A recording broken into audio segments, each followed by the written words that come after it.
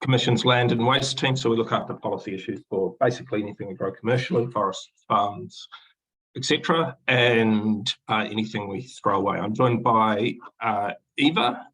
Would you like to say a couple of words? Sure, Sam. Hi, everyone. My name is Eva Murray. I'm a principal analyst in the markets team at the Commission. So we're the team that focuses on emissions pricing and particularly the New Zealand emissions trading scheme. And Paul. Kia ora koutou, ko Paul Young toko ingoa. I'm a principal analyst in the emissions budgets team who kind of sits across a lot of the work we do around mitigation across different sectors, and in the context of this ERP advice, I was the lead author on Chapter 2, which sort of gives a high-level overview of the task of the second emissions budget. Sure, team. Thank you. So, cool. Lara's got the slides going. I'll talk for a little bit and then have, as Isla said, an opportunity to ask some questions. We're going to cover quite a bit today, and starting at the real high level and how this whole thing works, going down into some of the specifics of our latest advice. So, as you can see, what we're going to cover is 2050 target, how it works, why, what the Climate Change Commission does, fits in, what's in our draft advice, and we're open for consultation on that draft advice, and so we'd like to talk about why you would make a submission and if a call for action to make a submission. So we start with the next slide, please. So what is the 2050 target? This is quite important because this is where this whole thing is really driven from. So next slide, please. So we've got a plan for 2050, and that's got two major components, which is reducing net zero of all long-lived greenhouse gases by 2050 and for every year beyond 2050. And then reducing biogenic methanes between 24 and 47% compared to 2017 levels, also by 2050, and every year beyond 2050. That target is then broken down into 5-year periods. Each one of those periods has an emission budget, which is how many emissions we can emit over that 5 years. And they really serve as stepping stones towards getting us to the target, and these budgets get incrementally lower each period. We have to the government has to have 3 emissions budgets in place at all times. And we're within the first one, which runs from 2022 to 2025. And the draft advice we're going to discuss today is focused on the next 5-year period from 26 to 30. Next slide, please. So I just thought it was worth reminding people what New Zealand's emission profile looks like, because that gives quite a lot of context for what sort of sectors we look at and where some of the activity and where some of the debates you might see out there come from.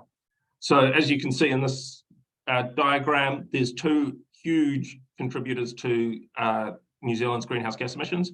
One of those is agriculture, most of which is methane, but there's also a non-trivial amount of nitrous oxide. The second biggest one is energy use. A lot of that is in transport, but there's also quite a bit in electricity generation, manufacturing, and construction. We've also got a little bit of emissions that come from various industrial processes, and about 4% that come from the breakdown of organic waste. And that just serves as some context for where we're at.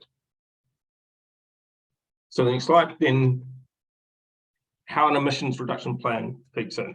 So, as I said, each of these 5-year periods has an emissions budget associated with it, and each of those emissions budgets has to have an emissions reduction plan associated with it, which is put in place at the beginning of the period and gives people the predictability and certainty and roadmap for what's going to happen over the next 5 years in order to reduce emissions in the economy. We, the Climate Change Commission, provides independent evidence based on advice on the policy direction for each emissions reduction plan. So I said before, we're doing the advice for the emissions reduction plan for the period 26 to 30. We are the first in each of these chains. Then the government does its own emissions reduction plan, and that's what finally determines what happens over those 5-year periods. So if we turn now to who we are He Pauarangi, the Climate Change Commission. And we were created in 2019 with the passing of the Zero Carbon Bill. We're an independent Crown entity with an advisory role within the wider system for climate change policy in Aotearoa. So we're not the only people who do climate change policy, but we are the only ones who are independent of government. As part of this, so we provide regular, independent, evidence-based advice to government on climate action and monitoring progress towards our climate goals. As part of this, we assess the adequacy of government action and share our conclusions publicly. These conclusions and recommendations are founded on the science, evidence, and analysis carried out by our experts on staff, and importantly, based on input from stakeholders and the people of Aotearoa, New Zealand. So our focus has been on providing advice on ways forward that are effective, equitable, practical, and affordable. And our legislation, the Climate Change Response Act, guides us to consider both ambition and achievability. Next slide, please. So the Climate Change Response Act, just in case you were wondering why I'm talking about that act rather than the Zero Carbon Act, is that the Zero Carbon Act modified the Climate Change Response Act, and that's how all of those measures were put into place. So it puts in place a legal framework to enable New Zealand to meet its international obligations under the United Nations Framework Convention on Climate Change and the Kyoto Protocol and the Paris Agreement. The Act requires the Commission to give effect to the Crown-Maori relationship, Te Ao Māori, and specific effects on iwi Māori in all of the advice that it gives to government.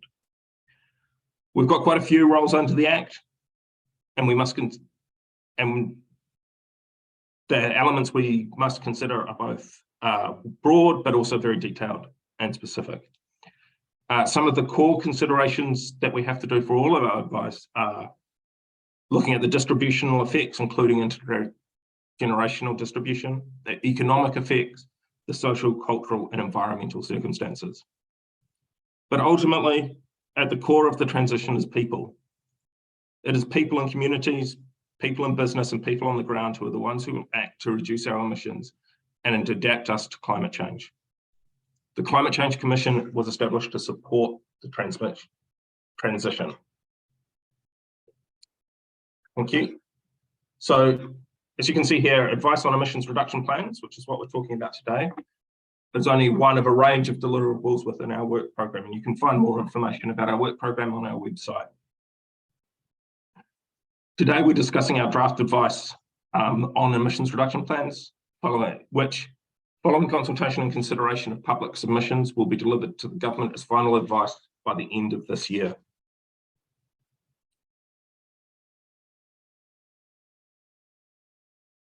It's also worth saying that that final advice will be made public. That's one of the key things in the setup of the Climate Change Commission. Our advice has to be released, so it's all very open and in the public domain. So as I said before, we provide advice for the direction of each emissions reduction plan to the government.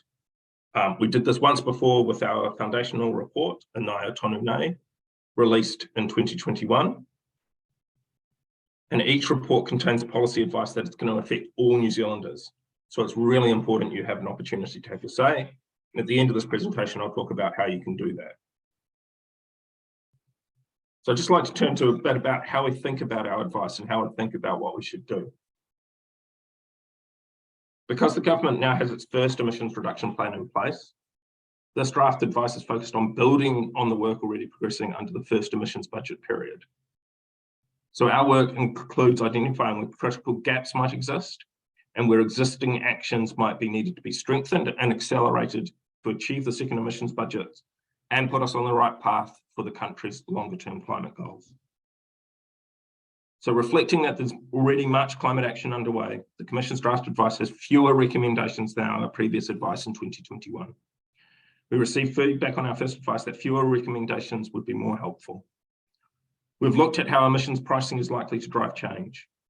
For each sector and across the broader system, we've identified where barriers currently deter low emissions choices and where strategic investment can help drive deeper change over the long term.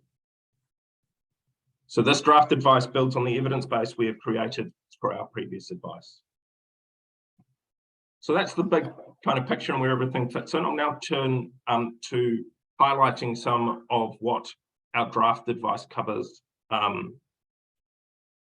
that is out for consultation at the moment. So I'm going to start with what the task is for the second emissions budget.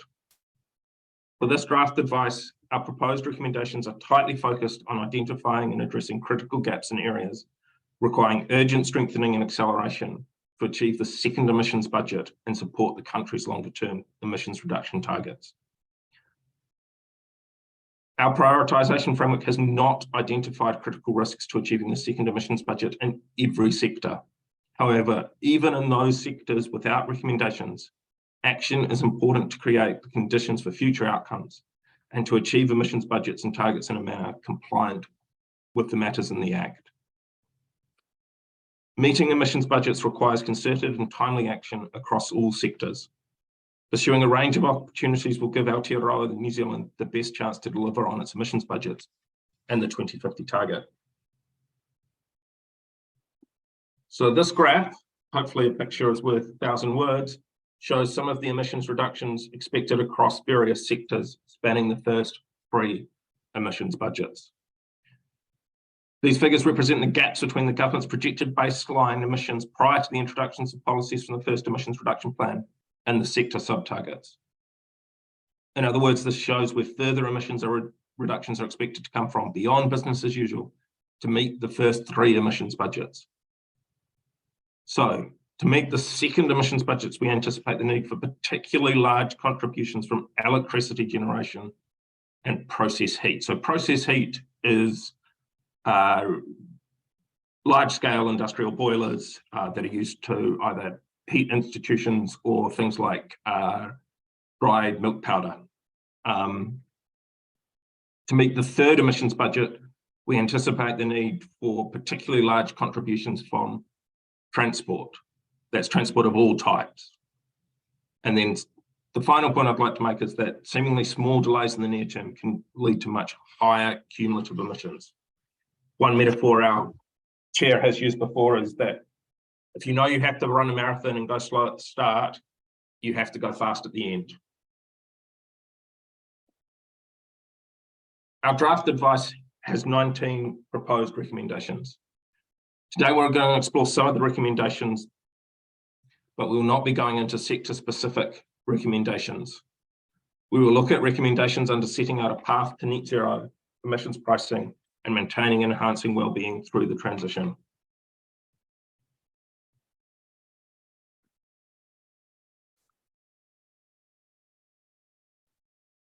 So in Chapter 3, A Path to Net Zero, we propose that the emissions reduction plan for the second budget period, and just a reminder, that's the budget period from 2026 to 2030, commit to a specific level of gross emissions for the second and third emissions budgets, no less ambitious than 36 megatons of carbon dioxide equivalent and 322 megatons of carbon dioxide equivalent respectively, and ensure its policy choices align with delivering its outcome, and communicate indicative levels of gross emissions and carbon dioxide removals from forestry out to 2050 and beyond to guide policy development. To simplify this just a little, basically we're talking about we should prioritise reducing emissions at source, which we call gross emissions reductions, rather than sucking carbon dioxide out of the atmosphere. We think that the balance of those 2 directions needs to be slightly shifted in favour of not emitting in the first place.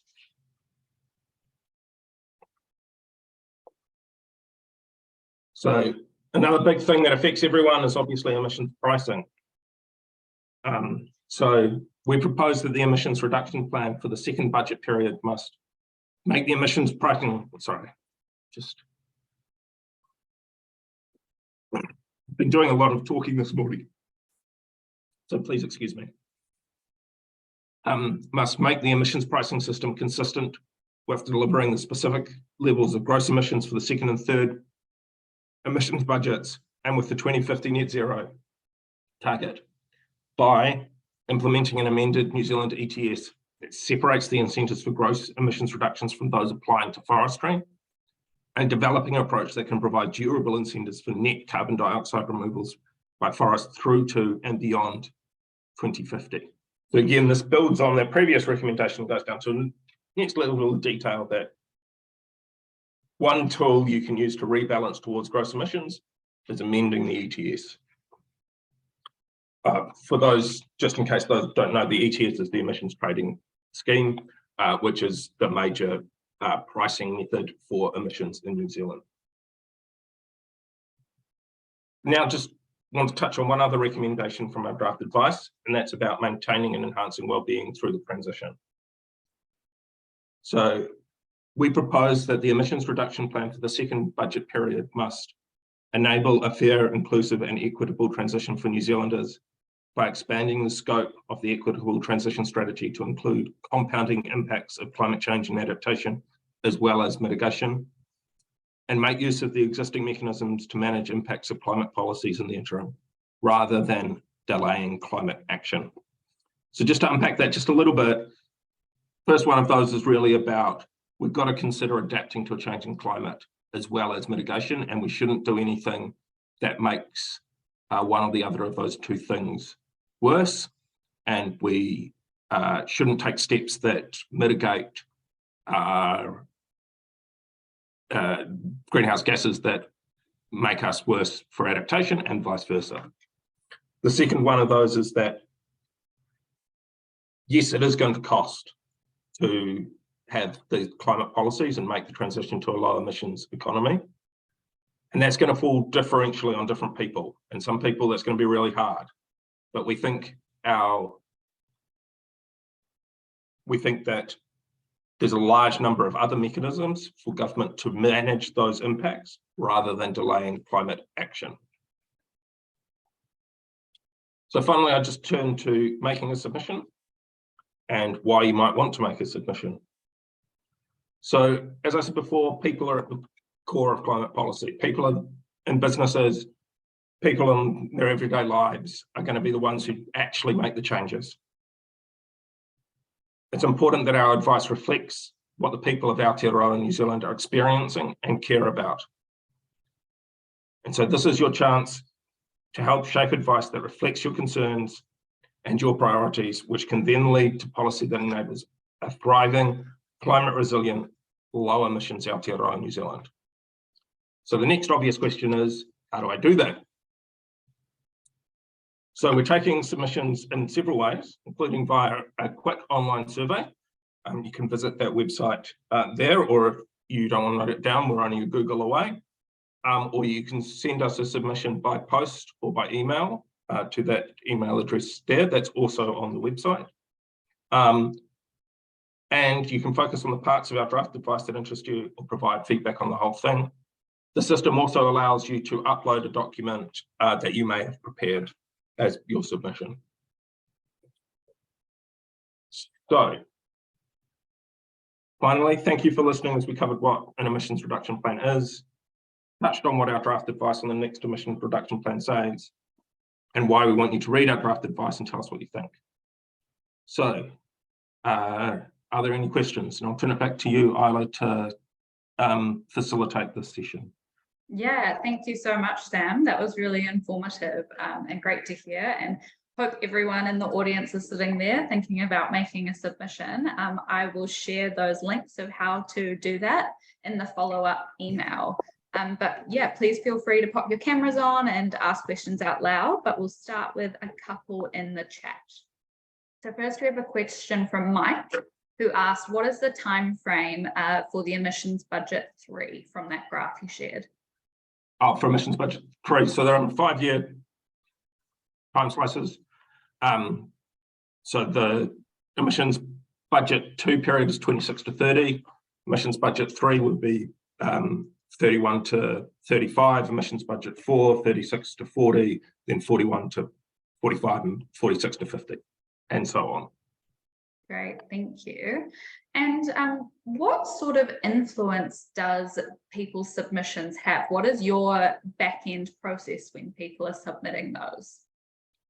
Sure. So we obviously read all of them as the first step, and we consider all of them in the round and pick up common things or particular things from individual submissions that we might have missed or we think would make a significant improvement. We then put all of that into the mix and see whether we think it might change our advice or not, or and then we'd change our advice. The one thing I would say is that, you know, there can be some cynicism about consultation processes, and that, you know, people sometimes think that the consultation document is really, well, not real chance of changing it. We're not like that. We are very open to changing our advice based on the feedback of people, and we'll consider all of that advice. So it's a really genuine, open consultation. Great, thank you, Sam. Eva, did you have anything to add to that? Yeah, I did just want to add that under the legislation that sets us up, we are required to, our advice is required to be evidence-based. So actually one of the things that we really, that would be really great to get out of submissions is any further evidence that people think that we've missed in terms of how we've analysed these issues. So yeah, we're really, you know, one of the things we're really looking for is evidence to inform our analysis. Thanks. Great, thank you. And kia ora, Mirren, we have a question from Mirren asking, are all submissions made public? I'm not actually sure about the answer to that one. I don't think we've landed on that. So sorry, I can't answer that. I can make a comment. I think I also, like Sam, I'm not 100% exactly sure what the process is for that right now, and we can probably get back to you later with a clearer answer. But I would say that one of the key aspects of the commission is that we do try and be as transparent as possible. So I think the intention is to make as much public as we can in general. So I think, you know, we will be publishing submissions, but whether that's absolutely everything, I can't confirm that right now. The other thing that I would also just indicate is that, you know, like other public organisations in New Zealand, we are also subject to things like the Official Information Act and things like that. So we do have a sort of obligation to make information public whenever we can. But if you've got particular things that might be highly business sensitive, we'd still like to hear them, and be good to signal that in any submissions that you make. Yeah, great. And Mirren, I might be putting you on the spot here to get some more information from you. From your comments, is what you're saying that you think it would be a good idea if you could do submissions that are public but are made anonymously? Do you think that might, I guess, yeah. Basically, it's so people can see all the different suggestions, no matter how wide-ranging they are, before they're filtered, and then use that for their own decision-making. We don't need to know who made the submission, but yeah, both maybe just simple tick boxes, isn't it? Yeah, that it's, can this be made public, and do you want to make it anonymous or keep it private? And then you guys can work out whether there is a label that allows it to be made public easily by submission people, so we can all learn from it. Yeah, great. Thanks, Mirren. I love that suggestion. Hopefully just breaking down what could be a barrier for people to make those submissions. And do you see mostly submissions from individuals, or do you take submissions from like a whole business if they want to do sort of a collective submission? Either or. We often get a combination of both of those things.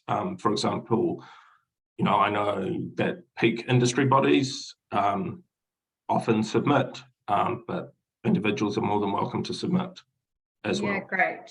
So anyone in the audience who has a business who would be interested in this, could be good to have a bit of a team chat about it and see if there's recurring themes that you could discuss and have that team submission if that feels like a way to engage your staff as well. In your advice, I noticed there was quite a focus on those industry specific reductions, and you said that the plan doesn't necessarily cover all industries. Is there, I don't know, like a plan at all from maybe not you guys, but wider government that you know about where there will be ideas for all industries covered? I don't know. What we've done is really tried to focus on what we think the really critical gaps are, where the action needs to really happen in that second emissions budget period, either to meet that budget period or to really set us up for the long term. Having said that, every action counts. You know, 1 kilogram of carbon dioxide not emitted is, you know, 1 less that we have to do. So every little bit helps. But what we can't do ideas for every single last industry, nor would we want to, or have the expertise to. So we've tried to focus on what we think the big issues are. Yeah, great. I suppose some of the advice that you have around those big areas like transport and such will be relevant for lots of different industries as well. Yeah, one of the big things that we'd love to hear is, you know, if people think we've missed the boat there in terms of actually they think something that's missing from is a really big deal and should be included. You know, that's a really valuable piece of feedback. Yeah, that's great. I hear more and more from businesses that they are finding it most useful when they come together as an industry to have those discussions, as they often have really similar challenges. So we do a bit of that at SBN, of bringing those industries together. So if anyone within the audience has a specific want to get together with the peers in their industry and have a discussion, I'm happy to facilitate that as well. Great. Do we have anyone from the audience who has a specific question around anything that was covered?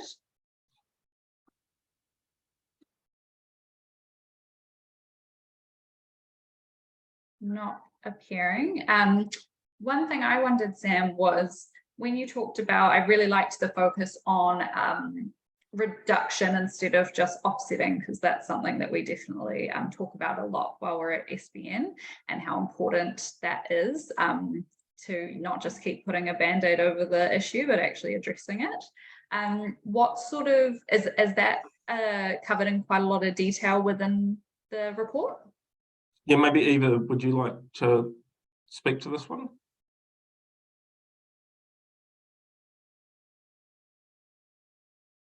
Yes, I can make a few comments about this. Yeah, there are 2 chapters in the report. Chapters 3 on the road to net zero, or the path to net zero, and chapter 4 on emissions pricing, which is mainly focused around the emissions trading scheme, which sort of set out why we're saying this. And I guess sort of to give you the short version, in terms of meeting Aotearoa New Zealand's target to reach net zero long-lived gas emissions by the year 2050, and every year thereafter, there's actually a range of different pathways New Zealand could take to get there. At the extreme end, we could just plant a whole lot of trees and meet it almost entirely through carbon dioxide removals by trees. On the other hand, we could attempt to do it entirely through reducing gross emissions at source. What we've put forward is that we take an approach which, people in the corporate, sustainability sphere should be familiar with this, because it's often talked about at the business in business sustainability that the, you know, an approach to reducing emissions and getting to net zero is, you know, an appropriate approach is to reduce whatever emissions can be reduced in terms of what's feasible and achievable and economically viable, and then only use offsetting, or in you know, in our case, we're talking about removals of carbon dioxide from the atmosphere by forests, only use that to compensate for the emissions that can't be reduced. So we're putting forward that for Aotearoa New Zealand, the pathway to net zero really should involve both forests and gross emission reductions.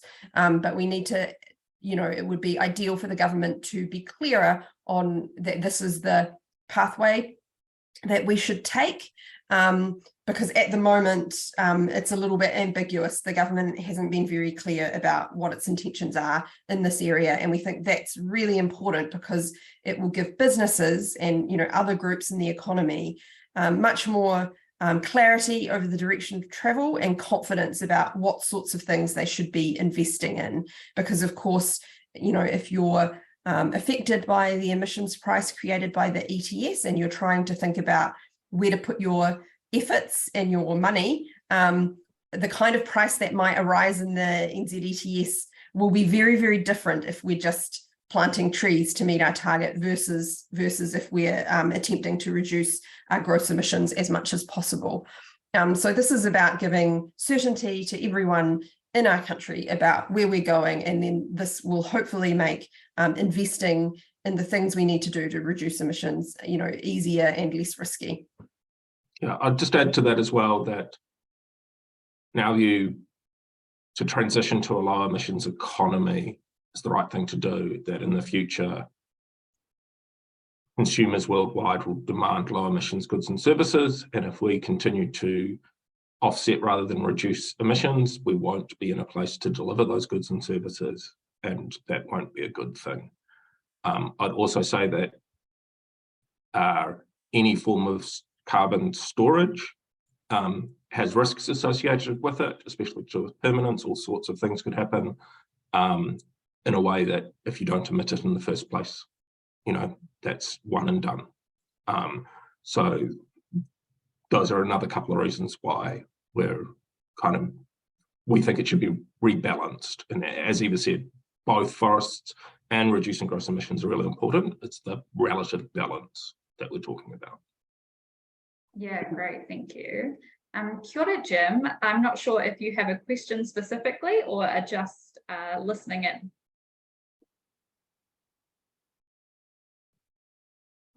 Kia ora, no, just listening in. Sorry, I've figured I should turn my camera on because it's nice to see you people. to see our faces and have a huge agreement around the discussion of reduction, not just effectively writing a check, right? I mean, that doesn't really do a heck of a lot for anyone, and doesn't have a long-term sustainable outcome. So, you know, so no, I'm just appreciating, I guess, the knowledge that I'm listening to. Great. Can I just add to that, because I think it's a good reminder that we would also appreciate submissions in support of our advice, not just what we might have missed or what might need to be changed. That is also very helpful to know that we might be on the right track. Yeah, great point to add. Georgia, do you have a question there? Yes, I do. Hi, Eva and Sam. Thanks so much for your presentation. I'm Georgia from SBN. I've got a comment/question, I guess.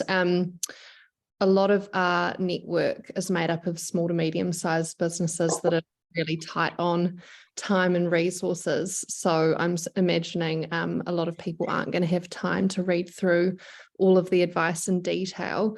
So I would just like to ask the question and maybe make suggestions to people here to focus on particular aspects of the advice that's been put together. So what I've just dug up is that on your YouTube channel, you've got, you know, hour-long webinars on particular areas, and that might be a good place for people to start looking into, you know, particular aspects of the advice that they might want to submit on, and if that's something that you'd be interested in as well, rather than trying to digest the entirety. Absolutely. And if people have got questions that are a bit more industry specific, we do have kind of industry specific people, which we can link people with. I mean, I'd also say there are ranges of actions that business can take today that are probably both climate friendly and save money, especially around energy efficiency and transport. Yeah, excellent. Thanks, Sam. GeneLess is a really good website that's got lots of details about how to take those sorts of actions and the toolbox. Yeah, great. Maybe Georgia can pop SBN's Climate Action Toolbox in the chat for anyone who hasn't had a look there if they want a nice digestible way to start taking action before reading the submissions. Great, thanks Georgia. We have a message online from Mike, and he said, in a carrot and stick approach, we are seeing plenty of carrots. When do you think the stick will be needed, and will it be via pricing through the ETS? Can you maybe expand on that, Mike? I'm not quite sure I understand.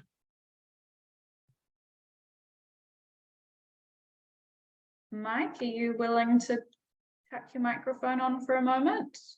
Otherwise, if you want to add to the add more to the chat, I can move on to the next question for now. All right, I'll leave that with you, Mike, for a moment. Marion has a question. What other countries or international bodies are you having regular discussions with to share ideas with? And then do the emissions reduction budget have a consideration on a circular economy / sustainable principles, not just emissions? Great questions, Marion. Yeah, so on the international bodies, obviously we're trying to be as across as we can, all of the international policy areas and literature in this, so as much as we can, because it's a lot. In terms of specific bodies, obviously we're plugged into the UN network, and we're also, there's a International Council of Climate Change Committees, organisations like us, which we're plugged into as well. And, you know, we particularly focus on countries that are really good comparators to New Zealand, for example, places like Ireland and Denmark, which have similar sorts of economic structures and population sizes. Great. And that second question was, does the emissions reduction budget have a consideration on circular economy or sustainability? So the budget, strictly speaking, doesn't. It's just about emissions reductions, but using circular economy principles is a really good way to get there. And we do have a chapter in the draft about what we think there. We think there are some big opportunities in that space around things like product stewardship, so that's people who create waste being responsible for it, right to repair, so we make longer lived items. Also, as that moves into the bioeconomy, we think there's a great opportunity to reduce emissions by replacing emissions intensive products, say concrete and steel, with bio equivalents, in that case engineered timber, but there's, you know, lots of other examples of that sort of thing, and getting people to understand that those products will do the same thing but are friendly to the environment is the big step. Yeah, great, thank you. Yeah, we completely agree at SBN that there's a huge opportunity within that circular economy space, and have done some research in that area. So if that's of particular interest, feel free to reach out to us and we can share that with you. We have a question here from Lydia Mills, who's asked, are there plans to understand the emissions reductions associated with native trees? It seems as though pine is the only certified way to go, but natives are shown to be more robust to the extreme physical weather events and improve our biodiversity. Great question, Lydia. Yeah, so my understanding, Eva, and correct me if I'm wrong, is that there's no reason why you can't register native trees in the emissions trading scheme. It's just that their growth rates and therefore the amount of carbon they sequester is much, much slower than plantation pine. But as the question pointed out, there's a whole bunch of co-benefits, not limited to biodiversity, but, you know, native forests are really good for water quality. They're really good adaptation tools for things like erosion control. Not to mention people like them a lot. And they, especially for Māori as well, as really deep cultural and spiritual values. So we talk about that, and what we think the government needs to do is get really clear on what their objectives for all types of forests are, so that their policies can work in concert to achieve those objectives, including, you know, hopefully greater planting of native bush or restoration of native bush. Yeah, that's great. So that's great to hear that that is addressed within the plan, because that's something that comes up a lot for us. And we see often people have the climate goggles on and sometimes fail to see the wider sort of benefits or not benefits of doing these things. And so it's and there's a big conversation to be had nationally about how we do that, but that's a bit outside our purview. Eva, did you want to add anything? Yeah, I just, I mean, what you say is correct, Sam. There, it is possible to register native forests into the post-1989 native forests into the NZ ETS. Just to get to a little bit more detail, in terms of how their sort of emissions are kind of attributed or accounted for in the ETS, there is, I guess, the measurement or the monitoring method for how much carbon they are removing. It is pretty blunt, and I am aware that I think the Ministry for Primary Industries, which is responsible for the forestry part of the ETS, I think they are doing some work to look at whether they can update the way that the carbon removals is estimated from those trees to make it more regional specific or differentiated by species. But I think that's a process we're not involved in, but I think there is work underway within government on that issue. But yeah, just to reiterate what Sam said, native trees, they are just slower growing in general than pine, and so sort of that's the reason why you know, there seem to be stronger economic returns from planting pines. But we do also see that natives, as a long, you know, slow growing species, potentially are very important for New Zealand in the longer term, post 2050, when we have emissions that we can't reduce. There are some very hard to abate emissions, for example, nitrous oxide from agriculture, which will continue to need to be offset after 2050. And native forests potentially have an important role there. So it's something that we think there needs to be more work done into how we can encourage further regeneration and planting of native forests. Yeah, at the moment, planting native forests is pretty expensive on a kind of per hectare basis, and pretty hard to establish. It's very vulnerable to pests in its early establishment, so there needs to be a lot of pest control as well. Yeah, it would be great to see that more zoomed out lens taken across that and taken the other benefits of the native bush into account, so that we're not just looking at it from that economic, that pines are cheap and easy, but not taking into account the other bits. Mike has got back to us. He says, no, Mike, sorry, no worries, Mike.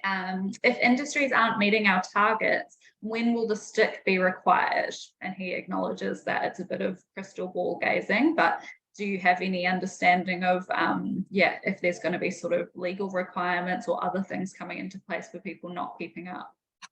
I mean, I can make some comments sort of based on the sort of earlier question in terms of like, will, you know, a stick be needed via pricing through the ETS? Just to say that, I mean, the ETS exists. There is a price on emissions already that covers about half of New Zealand's economy.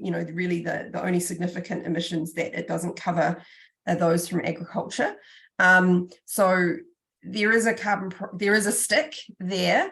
There's a question about whether the ETS is set up in the right way to drive the reductions we need. In terms of what I was talking about earlier, the government hasn't been particularly clear on the pathway to net zero long-lived gas emissions and to what extent it wants gross emission reductions versus offsetting by trees. And that is affecting the way the ETS is run at the moment. There's a separate sort of advice process that the Commission is involved in, where we advise the government every year on the unit limits and price control settings in the ETS. And we've given that advice over the last 2 years. And the first time we gave that advice, the government accepted some of it, but not all of it. And that has sort of affected what's happening in the emissions trading scheme at the moment. What I would say is that, there is a bit of a stick at the moment, but whether that stick is as strong as it needs to be in the ETS, there's a question there, and that's something that needs to be worked out.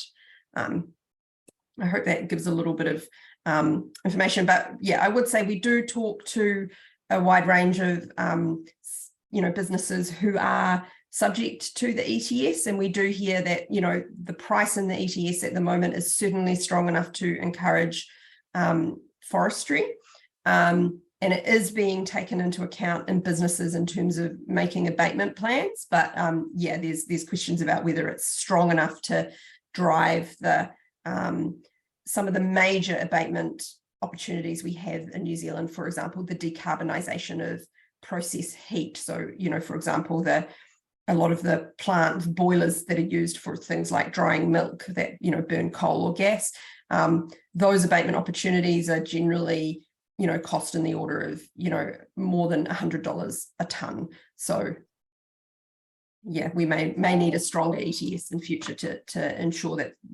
it's encouraging those sorts of things. I would also add that the government currently has a proposal to price methane from agriculture. And nitrous oxide. True, and nitrous oxide, that's true, but yeah. Great, thank you for that answer. Mike, I hope that covered it. Feel free to pop in the chat if there's anything else we could add there. Great, we haven't had any more questions in the chat, and we've just got a few more minutes. So if anyone has any last minute questions or comments, or anything there that's really piqued your interest that makes you think you'll go and do a submission based on some of the stuff discussed today, that would be great. Can I just check in what's sort of the time commitment for doing these submissions? Well, that depends on who would submit. We've got a couple of processes. There is a kind of short form way of doing it, a very simple survey in the website that people can fill out.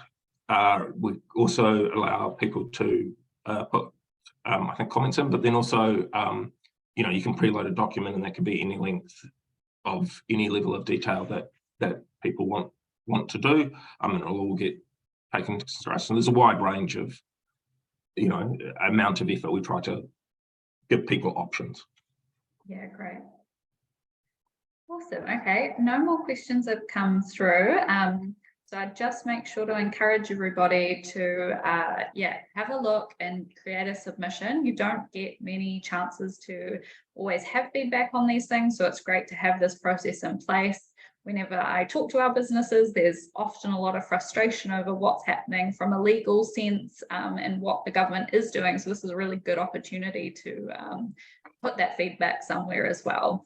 So I will share all those links in the follow-up email. And any last comments from you, Sam or Eva? No, just encourage people to make a submission. We'd really like to hear from you. So thank you. And thank you for your time today. Great. All right. Thank you, everybody, for joining us. And I hope to see you at next month's Hot Take. Ka kite, and have a lovely rest of your day. All right. Thanks, Anna. Thank you so much. Bye.